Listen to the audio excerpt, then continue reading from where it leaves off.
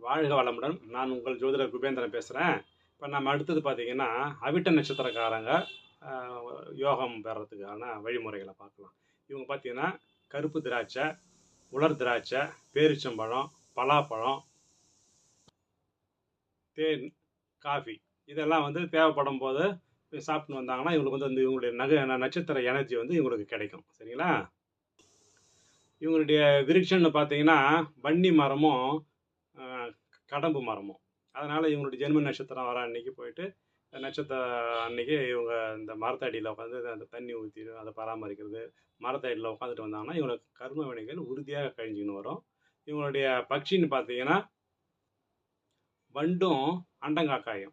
அதனால இந்த இந்த ப்ரொஃபைல் பிக்சராவோ இல்லைன்னா வந்து வீட்டில் வந்து கண்ணுக்கு தெரிகிற இடத்துல இந்த அண்டங்காக்காயோட படத்தை வச்சுக்கிட்டு வந்தாங்கன்னா, நல்லா உங்களுக்கு ஒரு எனர்ஜி கிடைக்கும். சரிங்களா? நன்றி, வணக்கம்.